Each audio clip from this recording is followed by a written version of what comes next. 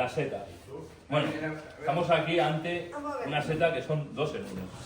Primero es un Serocomus, es un tomentosus, o sea, que está por aquí, pero ahora donde estaba este es Serocomus tomentosus, que luego explicaré, que está parasitado por otro hongo, que es el Hypomyces chrysospermus, que es un hongo que no es tóxico, pero pudre la seta y la hace incomible. Aparecen sustancias aminas biógenas que pueden producir una intoxicación de tipo alimentario, gastrointestinal. De hecho, en muchas charlas hablo de intoxicaciones por setas comestibles. Pues puede pasar porque esté podrida la seta. Bueno, vamos a seguir aquí. Esta sí que la conocéis, ¿no? En sus dos variaciones, ¿no? Una albela, la albela monaquela o albela leucopus en vuestros libros, que aparece asociado a bosques de salicáceas. ¿Sabéis lo que son las salicáceas? Los chopos y los sauces, género Populus y el género Salis. Fijaros, tiene la mitra en forma de silla de montar, con un color variable entre el negro y el marrón, varios lóbulos y un pie liso y un poco acostillado a veces en la base. O sea, están perfectas. Como digo, sobre todo asociado a choperas y saucedas, bosques de ribera, comestible previo tratamiento. ¿Cuál es el tratamiento? Pues el mismo que las colmenillas. Deshidratación. Primero una deshidratación y luego una cocción prolongada. Bueno, aquí estamos ante otra seta, una seta saprobia, que crece en restos de madera de haya, que es Diatripe disciformis, que es un ascomiceto que presenta como unos puntitos, que son los peritecios, no sé si lo queréis pasar. ¿Esto sería comestible o no comestible? Oye, es que me lo han preguntado, ¿eh? Sí, tienes mucho. Os lo juro, ¿eh? No te rías, ¿eh? No te rías, que os lo juro que me han preguntado muchas veces. Y digo, eso con una cocción prolongada y mucha paciencia. Sí, es un ascomicete. Hacer un plato de esos hay que coger el humo. Bueno, la voy a presentar. Casi es más joven. Esto está en todos los parques y jardines. Todos los parques y jardines está lleno de esto que parece un polvillo blanco que acaba secando las hojas de los plátanos. Es el famoso Chrysippe platano. Había otra que sale también en... Había otra que sale en las hojas, que es la Apionomonia venata, pero ahora no se ha cerrado la hoja y ya no la veo. Si lo queréis pasar, el Chrysippe platani. Fijaros en vuestras ciudades, en vuestros parques y jardines, cómo se secan. Y muchas veces las hojas, si se ve que están blancas y luego se secan. No sé si habéis visto los plátanos. Sí. Sobre todo a partir del mes de julio, agosto, pues sabéis que al final es un hongo que hay. Aquí estamos ante un hongo saprobio, de restos de madera, sobre todo de madera decorticada de Populus, de los chopos, aunque también puede salir algún otro planifolio de ribera. Fijaros en el himenóforo, que parece que tiene láminas, más bien son pseudoláminas. Y luego la superficie pileica tiene como abultamiento. Es el antiguo Dendrites guarnieri o Cellulariella, que se llama ahora guarnieri. No comestible, sin valor. Muy común. Lo más común que veo en los ríos. Bueno, aquí estamos ante una de las setas más bonitas que encontramos como parásito de las pináceas, no solo de los pinos, aunque está apareciendo un pino albar, un pino silvestris, que es el Phomitosis pinicula. Una seta sin valor culinario, pero que es un parásito facultativo que primero coge y absorbe la savia elaborada de la fotosíntesis del árbol, luego cuando muere actúa como saprobio descomponiendo la materia orgánica. Phomitosis pinicula. Luego tenemos aquí el yesquero típico de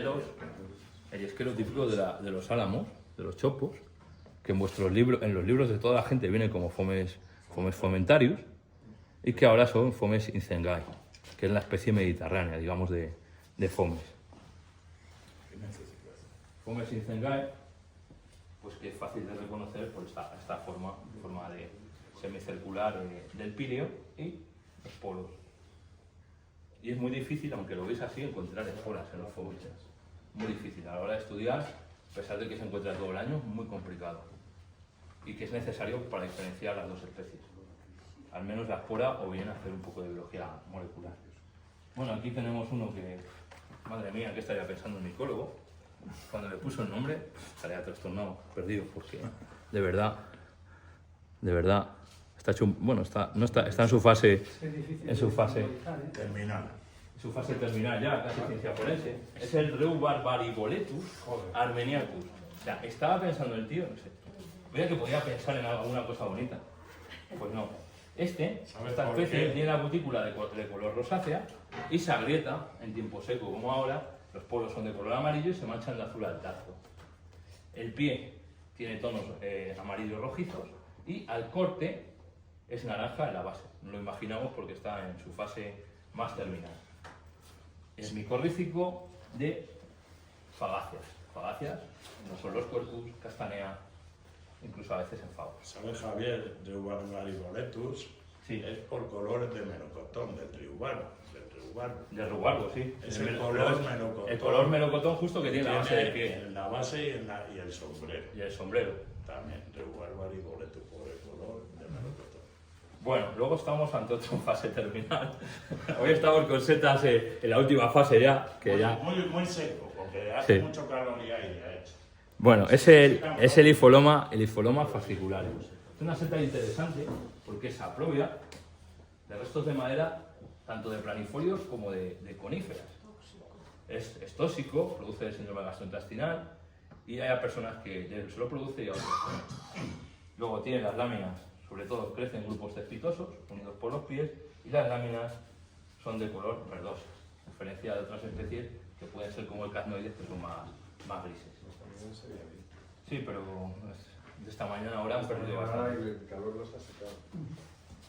Bueno, aquí hay un trametes, el trametes hirsuta, que se llama hirsuta por lo que voy a enseñar aquí a continuación. Los pelos hirsutos, estos pelitos que tiene en el pile, que parece como si le tocas terciopelo. Es el trametes hirsuta y luego tiene como por debajo laberíntico. Sale asociado a restos de madera, sobre todo de planifolios en zonas húmedas. Bueno, aquí estamos. Este arbusto, árbol, ¿de qué es? Yo hago preguntas también a la gente. El espinalbar. El espinalbar, el majuelo, el Crataegus monogyna, una de las mejores plantas antiescorbúticas, ¿no? ¿Qué es eso? ¿Qué es esa burrada que he dicho? Ella lo sabe. Que no tienes vitamina C. Claro, la falta de ácido ascórbico, vitamina C. Bueno, pues en la hoja, en la parte, digamos, en vez de la hoja, aparece una pequeña mancha con unos cuernecitos, que es el ginosporangio. Es un ginosporangio, es una fase, la segunda fase de los ginosporangios. La primera fase es en las cupresáceas, en enebros y sabinas, y luego la segunda fase es en las rosáceas. A ver si lo podemos ver aquí. Aquí. Lo enchufamos ahí, que se vean los cuernecillos estos. Vale. Ginosporangium seguramente será el Claveriforme, que es el que más hay por aquí, pero en esta fase es complicado de saber sin hacer una microscopía. Una de las alveolas más frecuentes en Segovia, en Madrid, en zona de pino albar, de pino silvestris, es la alvela ibérica, que en vuestros libros aparecerá como alvela lacunosa, que es un complejo de más de 10-12 especies diferentes, y en España todavía no hemos visto la auténtica alvela lacunosa. Esta especie de alvela se caracteriza porque presenta el pie bastante oscuro, bastante negro, y la base con tonos blanquecinos o amarillo. Y luego, muy importante en el género alvela, es ver cómo aparecen las costillas en la unión del pie a la mitra. En este caso las tiene libre. Si hacemos un corte, por eso es importante cortarlas. Es la única forma que muchas veces tenemos de determinar especies sin utilizar ni microscopía ni biología molecular para confirmar la especie. Como digo, la unión del pie a la mitra. En este caso está libre. Y esto está lleno. En pino albar, en Pinus silvestris es muy frecuente, aunque también puede aparecer en otras pináceas. En suelos ácidos, muy asociado en zona de marzolo. Coinciden en época.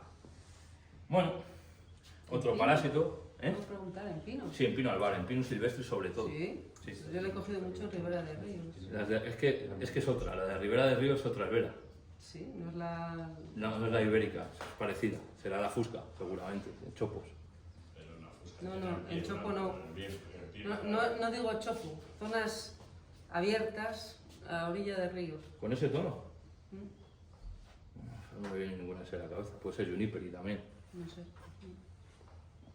Habría que verla porque hay bastantes especies parecidas. Bueno, aquí estamos ante una especie de yesquero que nace sobre todo, fructifica a la base de los troncos de diversas fagáceas, los robles, encina, castaño, a veces incluso hayas, que es la Fuscopodia tubulosa. Es un parásito de estas fagáceas. Como veis, suele tener tonos verdes en el... Las robles y las encinas pertenecen al género Quercus y son de la familia de las fagáceas. Vale. De las fagáceas. Es que me preguntaba si fagáceas eran también corpus. Vale, sí. Fagáceas, ¿cuáles son? Ah, ya. Sí, las haya. Claro, fagus, haya, castanea, castaño y Quercus, que son los robles, las encinas, los alcornoques, las coscojas, los quejigos, etcétera, etcétera. Bueno, aquí tenéis uno más jovencito, de Fuscopodia tubulosa. Se llamaba de otro nombre. Y antes, eso es importante, en vuestros libros, en cualquier libro que busquéis en internet, aparece como Fellinus tubulosa. Bueno, aquí estamos ante la estrella de hoy. Este sí que lo conocéis, que es el Cantarellus palens, o en algunos libros todavía viene como Suspurinosus. Hay un dicho del Cantarellus palens que siempre dicen que es el único que tiene pruina. Yo os digo que una de las características principales del género Cantarellus es que todos, de joven, tienen pruina, ¿vale? Incluso el Cibarius. Sí que es verdad que el palens es el que más pruina blanca tiene. El sombrero, la pruina, ¿sabéis lo que es? Es como una cosa blanca que tienen que se quita con el dedo. Ya sea, se lo aquí a... ¿Ves? Si le damos con el dedo, tiene una cosa blanca, se la quitas.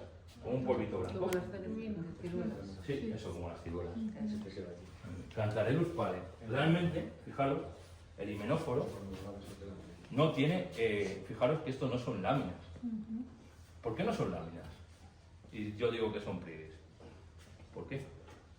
Yo para los que estáis empezando. Esta señora, por ejemplo, Judith también. No, yo no lo sé. ¿Sí? No, ella sí lo sabe. ¿Por qué esos son pliegues? Porque no son láminas. Porque haces un acordeón. Están Haces como un acordeón. Porque forman parte, digamos, del sombrero. Si fueran láminas lo podríamos quitar. Y aquí tenemos que romper parte de la seta para quitarles. Por eso son pliegues y algunos hablan incluso de nerviación. Otra cosa muy importante, a diferencia de otros Cantarellus, es la oxidación claramente de este hongo, o la oxidación al rojizo. ¿Y por qué? O sea, Es la buen comer, diferencia con el Cibarius? con el Cibarius es mucho más pequeño y no oxida al rojo. Más pequeño, mucho menos porte y más de bosques en zonas húmedas, todo tipo de bosques en zonas húmedas. Cibarius. Este es más de bosques de fagáceas en zonas termóficas. Y el Silvarius también es un pelín más amarillo, ¿sabes? Sí, más amarillo, pero no siempre. A veces aparece más pálido. También. Con el calor, por ejemplo, está apareciendo muy blanco estos días. Bueno, otra cosa interesante es que esta seta es un buen comestible, pero tiene altas concentraciones de manitol. Y eso provoca problemas gastrointestinales en muchas personas. Por eso tiene sabor dulce.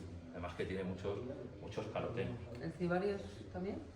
Sí, el Cibarius también, todos son comestibles, pero hay personas que les sientan mal. De hecho, es habitual las intoxicaciones por Cantarellus. Es una filoforada al final también. Sí. Antiguo. Ya no. No.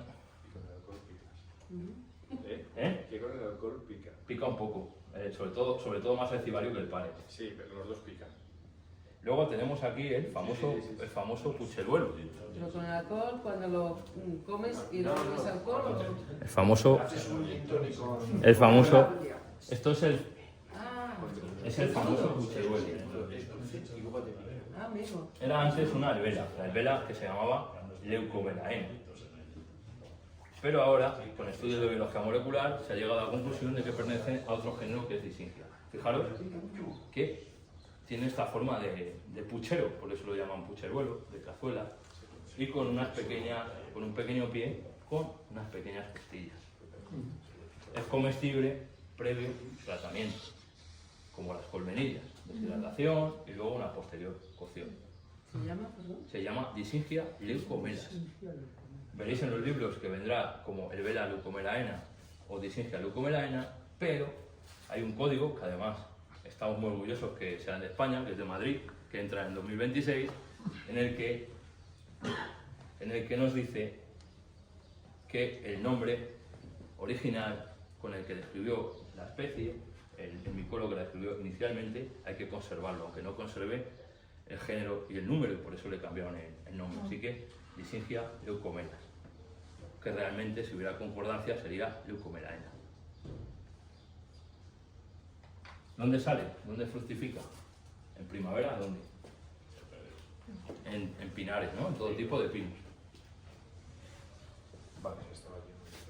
Esto, que parece una cagada que habéis dicho vosotros, se lo puse a mis alumnos en el examen, porque estuvieron dando guerra diciéndome que se iban a acordar porque era Davinia. Y claro, es la daldinia concéntrica, que cuando le hacemos un corte, aquí no se ve muy bien, si tenéis por ahí le damos un corte, tiene capas concéntricas al corte, en esta zona de aquí. ¿Dices navaja? Sí, necesito la navaja porque no se ve, porque ya está sobadita. ¿Por qué se llama concéntrica? Vamos a darle un toquecito. Está apareciendo en naranjos. Los naranjos de la Comunidad Valenciana está apareciendo. Aparece sobre restos de madera muerta, de diversos planifolios. Es un parásito. También aparece mucho en las provincias en el Parque Natural los alcornocales, los alcornoques. Es un parásito, supongo. No, es saprobio. Saprófito, saprotrófobo, como lo quieras llamar. Sí, sí. Porque aparece sobre todo en restos de madera muerta. Bueno, ahora estamos ante No lo he visto yo. un pedo de lobo. Muy fácil de reconocer una vez que está en estado adulto, pero de jovencito es muy difícil. Porque hay varias de este género que son muy, muy parecidas. Y la bovista nigrese. Que se reconoce por el color del esoperidio, fijaros que es marrón negruzco, y las esporas un poco negruzcas también, a veces con algún tono púrpura. Y suele salir en praderas en altura. A partir de 1000 metros, 1200 metros, suele aparecer en zona más húmeda bovista nigrese. En esta zona, en la zona centro, en la zona más hacia el norte, en Asturias, te puede aparecer incluso a nivel del mar, porque ya es un clima más atlántico. No es comestible. Puede aparecer durante todo el año. Y esta me gusta mucho traerla. Es una albella, muy chiquitita.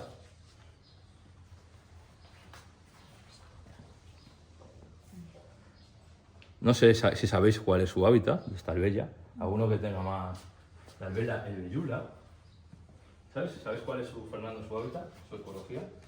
Es una especie acidófila de suelos ácidos que aparece asociada a cistáceas. Sobre todo finales del invierno, principios de primavera, cistáceas como puede ser incluso, sí, sale asociada a jaras, a cistus, pero en ocasiones incluso la vemos en praderas, asociada a la madre de la criadilla, que es la Solantha gutata o Tuberaria gutata, incluso también a especies del género Lianteme. Me gusta mucho traerla por eso, porque en medio de una pradera te puedes encontrar una albera, que es micorrícica, con ese tipo de plantas. Comestible, previo tratamiento, pero de ahí no sacamos nada, así que sin valor. Bueno, este es muy fácil de reconocer, es el Lactiflux piperatus, que esta mañana casi descubrimos algo, pero se quedó en ese casi, Judith, se quedó en el casi, qué pena, ¿eh? La reacción Furchetti al final no ha colado. Bueno, se reconoce muy fácilmente porque yo siempre lo digo, vamos a hacer una foto y como nos pongamos desde lejos no se ven las láminas, tiene una densidad de laminar muy grande, ¿no?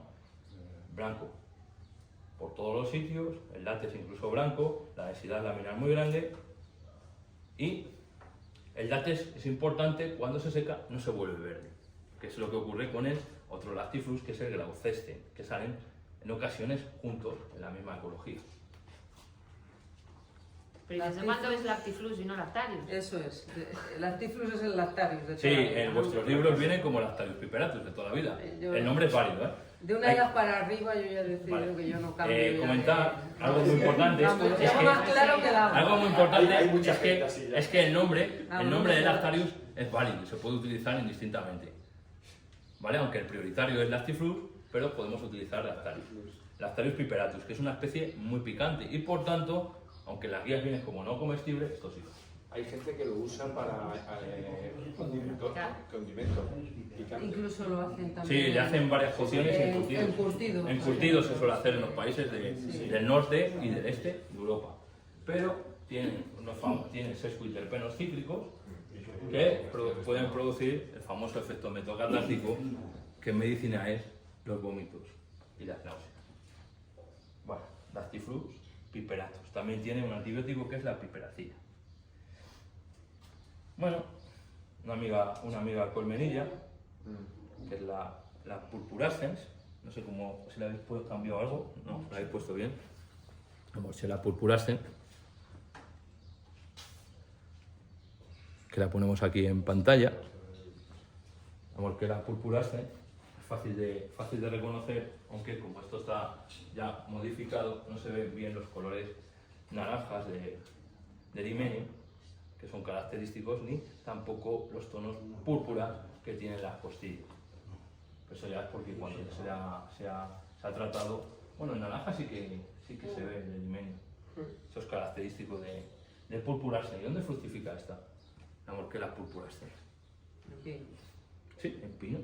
Sí, pino, en abeto, sí, en pináceas de montaña, por encima normalmente de los 1000 metros. ¿Cómo se diferencia de la cónica, por ejemplo? La cónica no existe. Bueno, lo que se llamaba No, así, yo la qué cónica, sé. la cónica es la siguiente que voy a explicar, que es la elata. Y se ha llamado a la deliciosa también. Se ha llamado a la deliciosa, a la lata y a la mediterranensis. Pero realmente cónica se publicó inicialmente como contigua y es una de grupo oscurenta, es de las amarillas. O sea, fijaros, un error que se ha ido cometiendo durante muchos años por los micólogos. Hemos traído aquí este pedrusco, que es una peana de una... este no es una seta que esté liofilizada, es resina, realmente es resina hecha sobre un molde y pintada a mano, y que es el Boletus pinophilus, que no hemos tenido la suerte de ver ningún Boletus. No, miro por ahí a Ramón a ver si está por ahí. ¿Qué ha pasado con los Boletus? Se ha salido a fumar. Se ha ido por eso, precisamente. Salieron ayer y los cogieron todos. Se los han comido ellos, Los directivos se han comido los boletos y me han dicho, oye, trae uno de resina para que lo vean. Esto no van a ir. Pues nada, pues como sabéis, el boletus, el Pinophilus, cuando es el ecotipo de pino, suele tener tonos muy rojizos en el sombrero. ¿Qué es eso de ecotipo? Que acabo de soltar. Y tiene el pie más corto. En cambio, en el ecotipo de melojo sale más morado y con el pie más largo, o en el de haya. El de fagacias, con el pie mucho más largo y menos obeso. Y la misma especie. Y es la misma especie, fijaros la O variabilidad. sea, el ¿A qué se Pinophilus sale también en hayas y en... Sí, salen fagacias y en pináceas. ¿A qué se debe esa diferencia? Yo siempre lo pregunto a mis alumnos. ¿Por qué hay tanta diferencia entre uno que micorrice con un pino, con una espinácea, o uno que micorrice con una fagacia? ¿Sabéis? Es que esto es importante. Supongo que por el suelo. Yo nunca he visto un Pinophilus. La composición. Yo hasta en encina las he encontrado. Es que nunca. No, es que el Pinophilus solo lo he visto en pino. Pues no. sale con el pie mucho más ¿Y largo. de dónde sale? ¿Eh? O sea, quiero decir, Bueno, y aquí en Segovia salen ¿En los Segovia? melojos. También salen los melojos, sí. en los melojos. Los Aquí hay melojos. poco melojo. Sí, los robres. Los que ahora vimos están en robres. Y en mi tierra sale donde más Uy, en el aquí roble. en Roble. Sí. Pero yo no lo he visto nunca, Saldrá en otros sitios, pero en Y Segovia... en Salamanca a tope. En Segovia... Salamanca a tope. Sí. Sí, en el ojo mucho más. Lo niego casi. Joder. O sea, muy difícil. Yo lo según la primero. ven. Bueno, pues os comento. ¿A qué se debe esa diferencia? De que sale más morado y con el pie mucho más largo. Y es un ecotipo diferente, el de pináceas que el de fagáceas. Es muy sencillo. Si es de las preguntas más fáciles que acabo de hacer. Hojas del suelo o algo. No tiene que ver con el pH del suelo. Tiene que ver con una cosa muy importante, que es hablamos de es micorrícico, y entonces la savia elaborada que produce la fotosíntesis de una planta y lo que envía una es diferente a lo que envía otra. De ahí que en los hongos micorrícicos encontremos diferencias. No solo en los boletus, también nos pasa por ejemplo en las colmenillas y en otro tipo de hongos. Incluso son diferentes en sabor y demás por este tipo de... Oye, y en la densidad o en el peso de, Y en el de los peso. boletus también varía mucho. Sí, porque- varía mucho en el peso también. Eso pasa mucho con el eduli.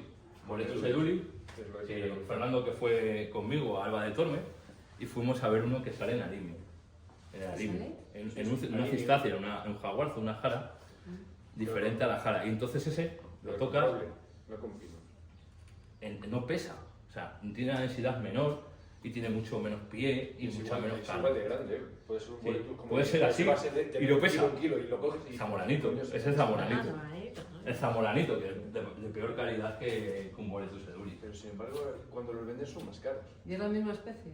Sí, siendo la misma especie, tiene peor calidad, Todos son más caros. pero en ocasiones si sale en el momento que hay polen, pues bueno, pues mira, se lleva polen, aunque no es habitual que aparezca cuando hay polen. Y sabe un poco siempre a jara también. En el caso del alimio, pues no sabe a alimio, macho. El que cogimos. A ver si este año si volvemos, que la tenemos para el 29 de noviembre, pues a ver si hay suerte. Que perdona, no me te hablo de la savia. Vale, te lo voy a Sí, explicar sí. tranquilamente y gracias por preguntar. La savia, los árboles, cuando forman micorrizas, lo que hacen es aportar, a través de la savia elaborada de la fotosíntesis, aportan al hongo un porcentaje que va entre el 5 y el 20% de la savia elaborada y otra serie de sustancias.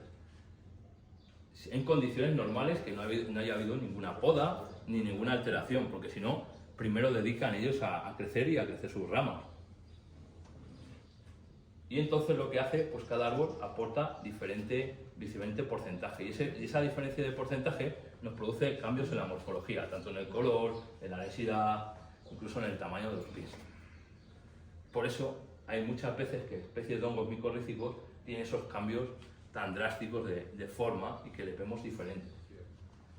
Pero en cambio los saplobios son prácticamente iguales, no van a depender de eso porque no hay aporte de savia del árbol. Bueno, estamos ante una rúsula que está muy rica, comestible. Bueno, me parece que está muy rica, pero aquí está hecha polvo ya la pobrecilla. Ya tiene proteína. Es una rúsula fácil de determinar, de color verde, la rúsula heterófila, y tiene las láminas bifurcadas en la unión del pie al sombrero. Voy a pasar por aquí, las láminas están bifurcadas en la unión del pie al sombrero. Y un poco Y son friables. A diferencia de la cianosanta y la cutícula, si la levantamos, no aparece de color lila como en cianosanta. Es un buen comestible. La virensens. El labirescens tiene la cutícula areolada, un poquito más cuarteada. Pero se parece bastante. Sí, es muy parecida. Y la cianosanta forma Pelteruguay también. Bueno, aquí estamos ante una seta. Bueno, hay gente que dice que es de las más medicinales. Yo os digo que no. Que es Ganoderma lucidum. La seta pipa, el reishi, que se reconoce fácilmente porque presenta un pie característico y un sombrero que parece que tiene un poco de barniz rojizo. Y luego los poros que se manchan cuando los tocamos.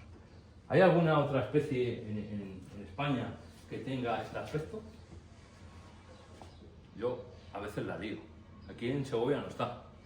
Pero, por ejemplo, si vamos al Pirineo, en Abeto, sale una que es prácticamente igual. Un poco más oscura cuando seca, que es el Ganoderma carnoso. Así que cuando dicen que el aspecto de Ganoderma lúcido es inconfundible, yo siempre digo que hay unas cuantas que tienen pie y que no es verdad. ¿Y por qué dices que lo de que no es medicinal? Sí, que es medicinal, pero es que hay muchas setas que son más medicinales que Ganoderma lucidum. Lo que pasa que los chinos son los reyes, pasa como en Europa con los italianos, son los reyes del marketing.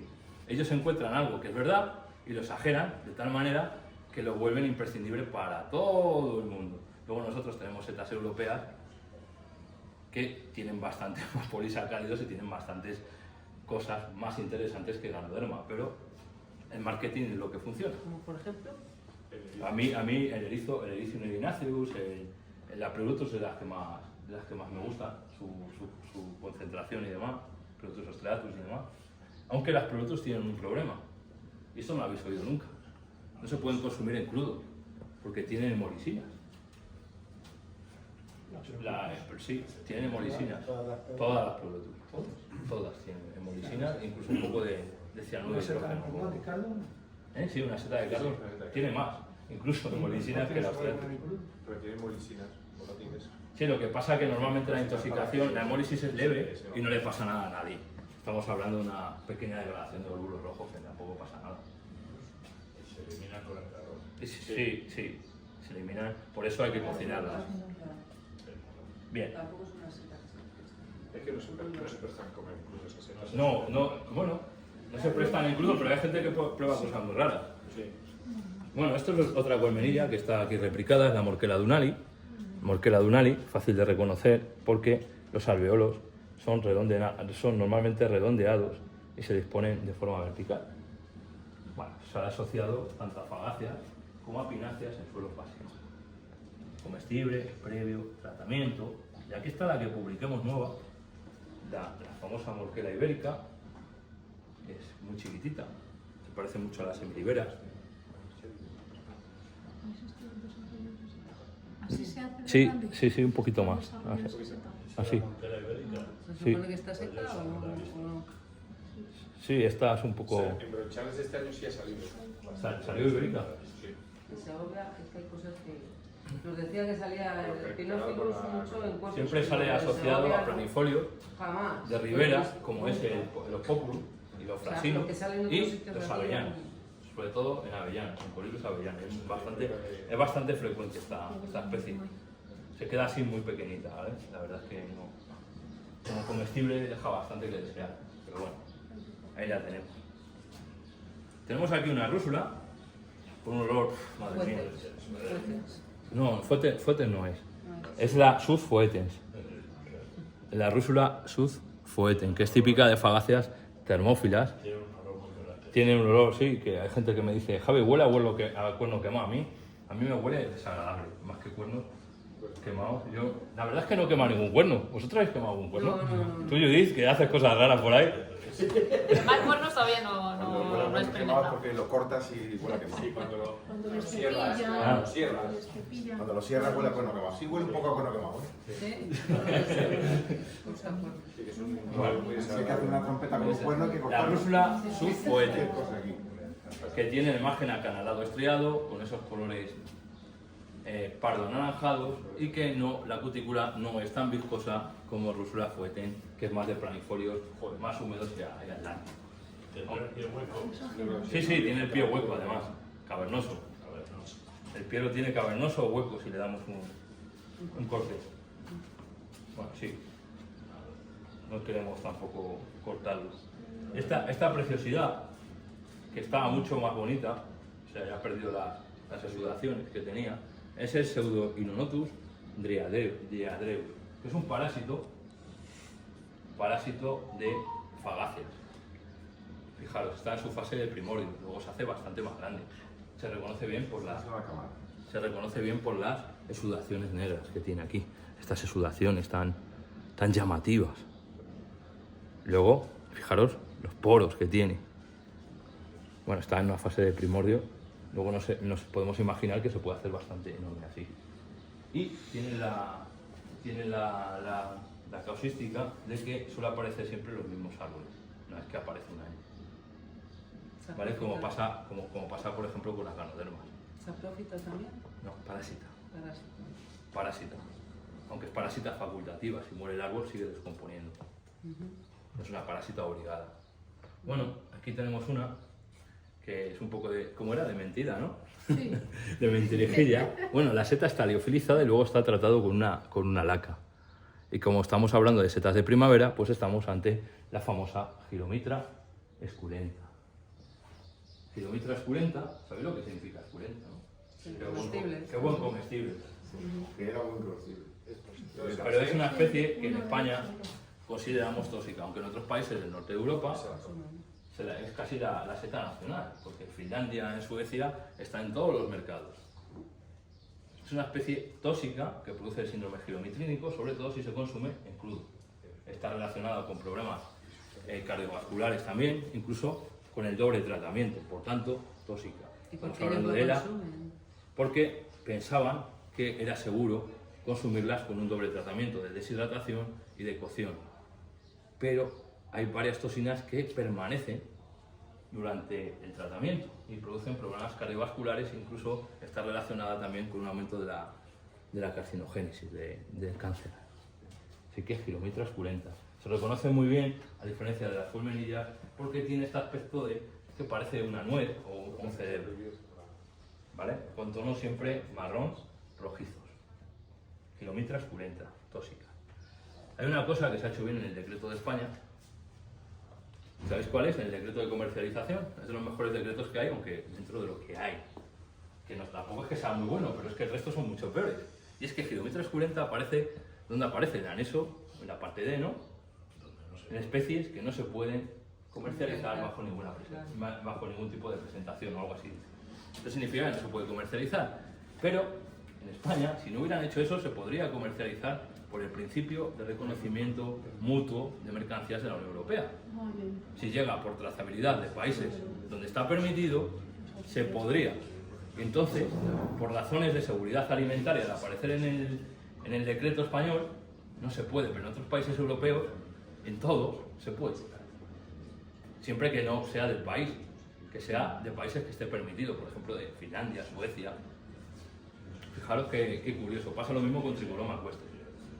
Pero yo sigo sin entender si está comprobado que Bueno, no existen las toxinas, ¿cómo es? Es que con el tratamiento no muere gente, simplemente pueden tener algunas personas problemas cardiovasculares o pueden sufrir algún tipo de cáncer acumulativo con el tiempo. Pero vamos a ser bastante tóxico y no merece la pena. ¿Pasa lo mismo con Amanita rubenstens? No, Amanita rubenstens lo que tiene son hemorrhagias.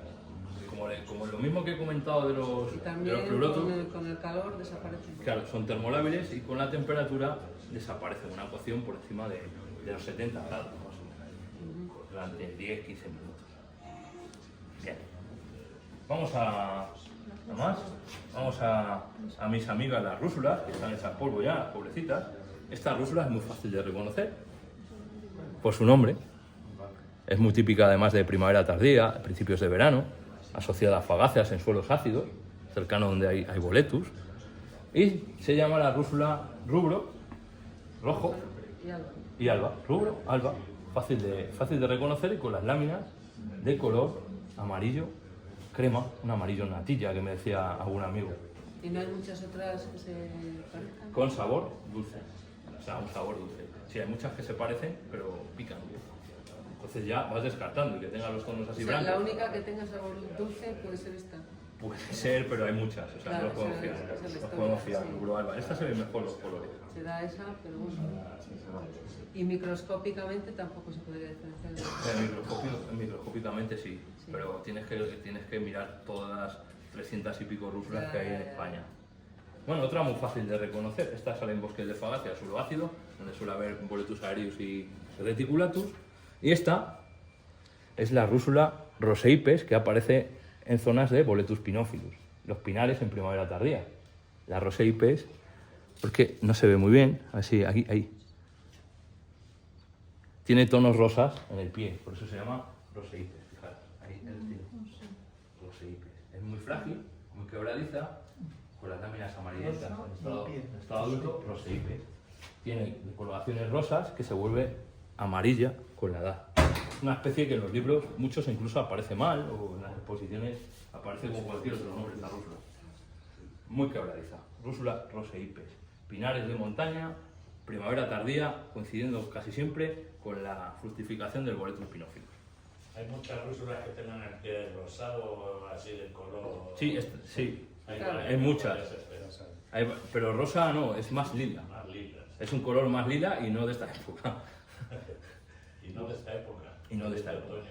Son más de, sí, otoñales, quiero decir. Otoñales o de finales de verano.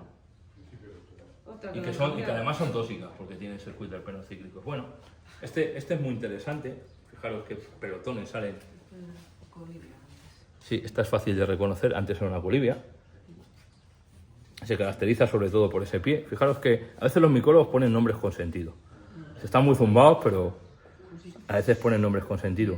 Es la Gymnopus fusipes, por ese pie, que es fusiforme. Fusiforme es esto que ocurre en el pie. Fijaros, así.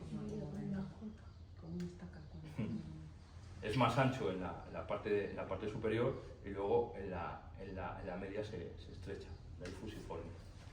Bueno, pues No pie como el de Rutilus, como el Congonfus. no, pero Gonfus no. Bueno, lo dices en curvados, que puede aparecer curvados, pero no.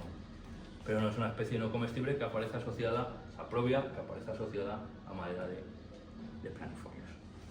Esta rúsula es la que siempre se ríe de mí, cada vez que salgo al campo, que se ríe de mí y de todo el que la vea. Porque, la voy a enfocar a cámara, tiene la peculiaridad de que la cutícula no llega al margen. ¿Veis? La cutícula, que es esto, digamos la piel, no llega al margen del sombrero. Por eso decimos que nos enseña los dientes y se está riendo de nosotros. O del que la vea. Luego tiene otra característica, es que las láminas son muy friables. Friable significa que le paso el dedo y se rompen. Y además se manchan de colores ocres. ¿Veis las láminas, sobre todo, que se han manchado de ocre de vieja? Sabor bastante dulce, muy buen comestible, asociado a bosques, como digo, fagáceas, que son los robles, las encinas y demás. El suelo ácido. Bueno, ya nos queda muy poquito. Rúsula que has dicho, repite por favor. Rúsula vesca. Vesca.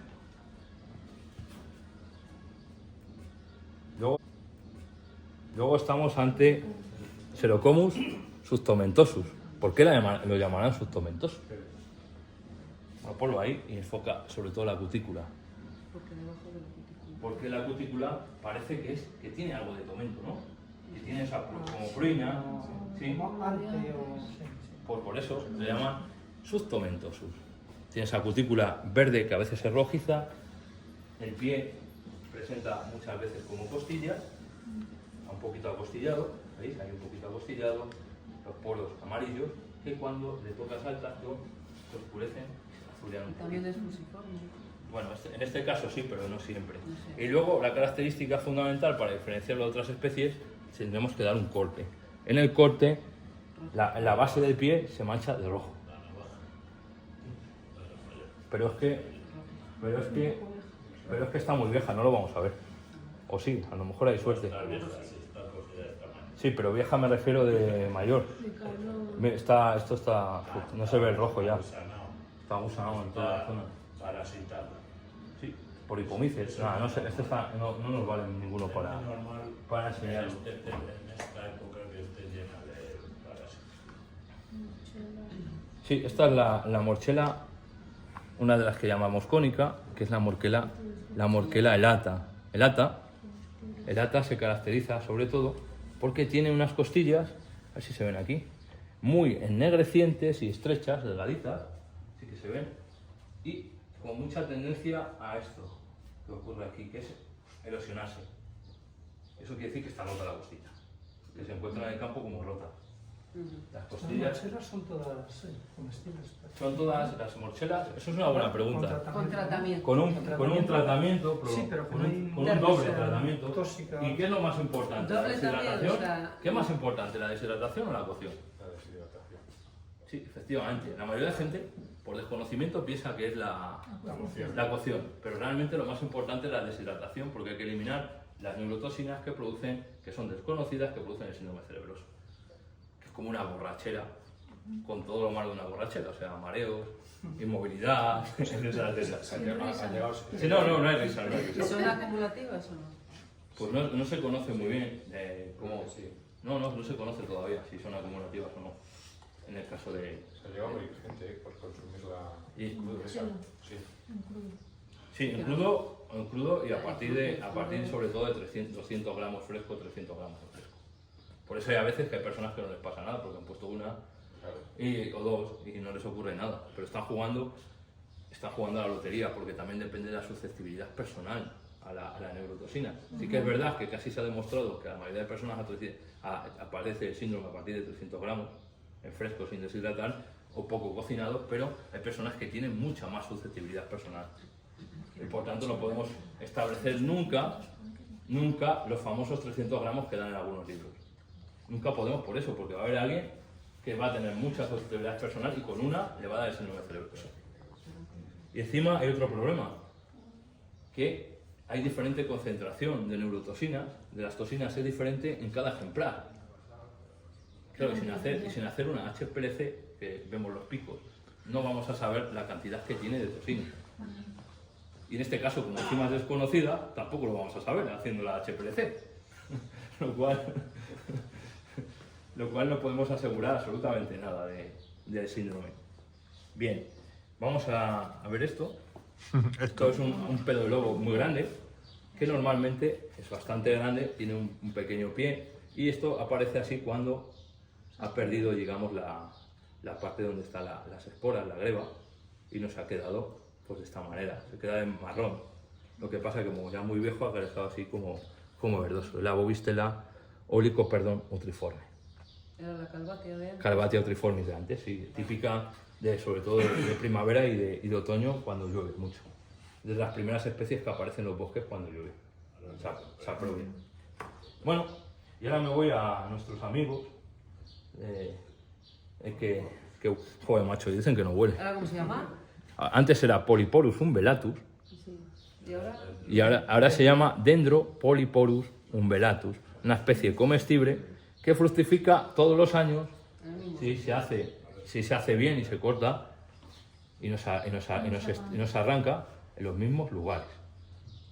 Se caracteriza porque, fijaros, estos grupos cespitosos unidos por los pies, incluso ramificados, y que en vez de tener himenios, láminas o cualquier otra cosa, tiene unos poros pequeños y un olor súper intenso. Joder. Y está muy bueno. A cacao puro, además. Y está muy bueno. Huele a cacao puro. A cacao puro. Sí, porque ya se seca. Con un poquito de imaginación. Y bueno, y aquí hemos traído una seta exportada. Me gusta traer a veces alguna seta exportada. No he traído ninguna de otros continentes, pero a veces también lo hago. Esta viene del Pirineo y es la Phellinus artigi, que se puede parecer mucho, se puede parecer a cualquier yesquero que sale en los árboles de la zona. Por eso es importante en estos casos preguntar, y siempre lo traigo por esto, traigo setas así, preguntar la ecología. Porque en este caso, si no nos dicen la ecología y pensamos en Segovia, pues lo mismo pensamos que es un fomes, que realmente aparece en abeto. Es un parásito de abeto blanco, de Avis alba, Phellinus artigi. Fijaros cómo es importante para el micólogo pues que preguntar la ecología de dónde viene. Esa viene del Pirineo aragonés, de la zona de Jaca, de Jacetania. Concretamente de la Fuente del Paco. Sí, la Fuente del Paco. Fenomenal. Bueno, ya he hecho la explicación. ¿Alguna pregunta? ¿Alguna pregunta?